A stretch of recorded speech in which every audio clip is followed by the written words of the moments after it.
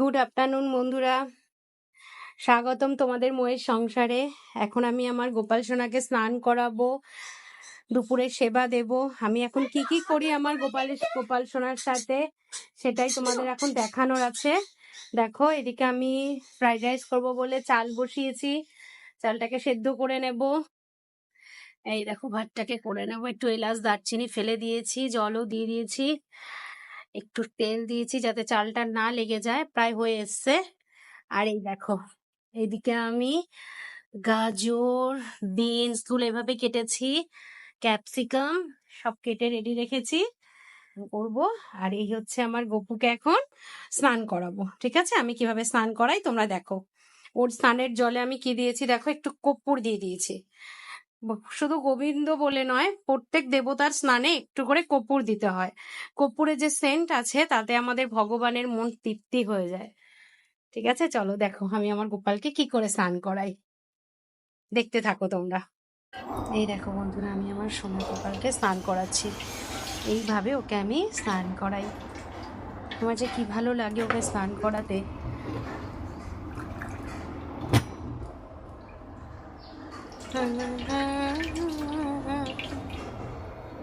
তুমি কি এতই পাষাণ, ধরা দেবে না রাধারে। শ্যামেরও বাঁশি বাজে কোন সে ব্রজপুরে, রাধাকে দে ফিরে কদম তলিতে সেই বাঁশির শুনে। দেখেছ, আমার সোনা গোপালের স্নান হয়ে গেল। এখন আমি ওকে গাটা মোছাবো, মুছিয়ে দেখো এখন ওকে আমি সুন্দর। হ্যাঁ বাবা, আচ্ছা। ওই হচ্ছে আমার আরেক গোপাল। এই যে গোপাল দাদাকে স্নান করিয়ে করালাম। গোপাল দাদাকে আজকে একটু খেতে দেব, সেবা দেব। সরি, এই দেখো, এটা সিমই পায়েস হচ্ছে আমার। নষ্ট করে দিলাম। না, এরকম করতে নেই বাবা, গোপাল দাদা রান্না করছে না, এরকম করো না। দেখো বন্ধুরা,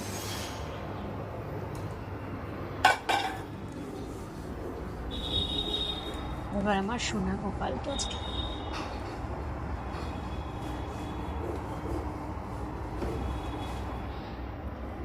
আজকে আমি সোনা গোপালকে একটা সাদা কালারের জামা পরাবো। এই সাদা জামাটা আমার এত ভালো লাগে ওকে পরাতে, কি বলবো তোমাদের।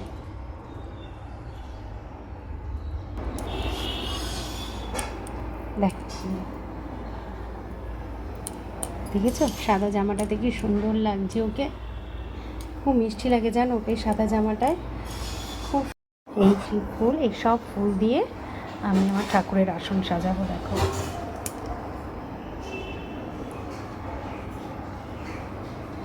দেখো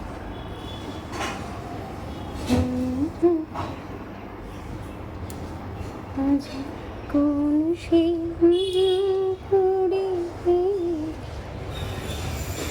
ঠিক আছে, এই হচ্ছে আমার লক্ষ্মীর আসন এটা। আর দেখো, এই হচ্ছে মা সরস্বতী, এই আমার গুরুদেব। তো গুরুদেবকে দেবো হচ্ছে সাদা ফুল।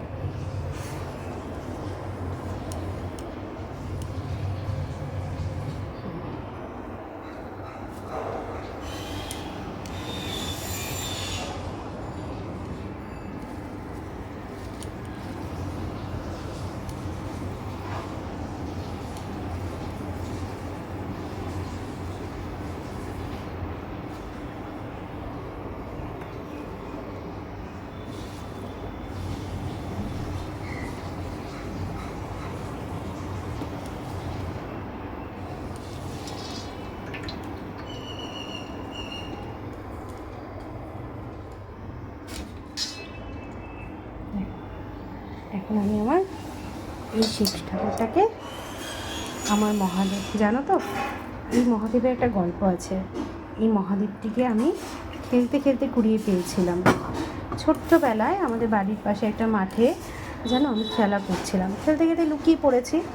তো লুকিয়ে পড়ার পরে ওখানে বসে বসে মাটি খুঁড়ছি, আর সবাই আমাকে খুঁজে বেড়াচ্ছে। করতে করতে হঠাৎ করে আমি এই শিবলিঙ্গটাকে খুঁজে পাই। তারপর থেকে আমার বাবা একে প্রতিষ্ঠা করে দেয়। আমার বাবা আমাকে বলে যে তোমার আর কিচ্ছু লাগবে না, তুমি এই শিবকেই পুজো করবে। দেখো আমার শিব কিন্তু পুরোপুরি নিখুঁত নয়।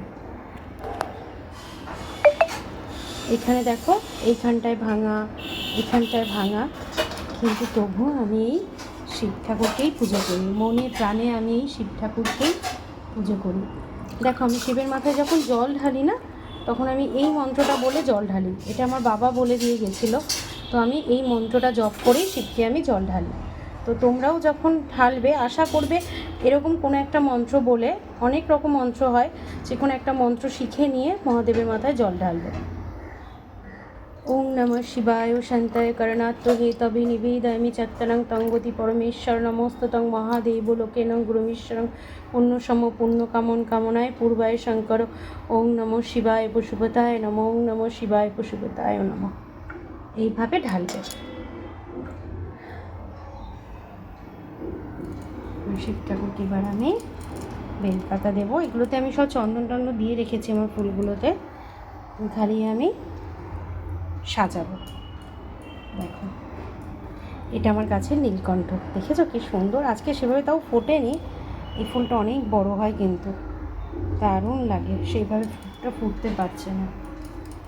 আজকে বৃষ্টি হয়েছে তো সকালে, সেভাবে ফোটেনি ফুলটা।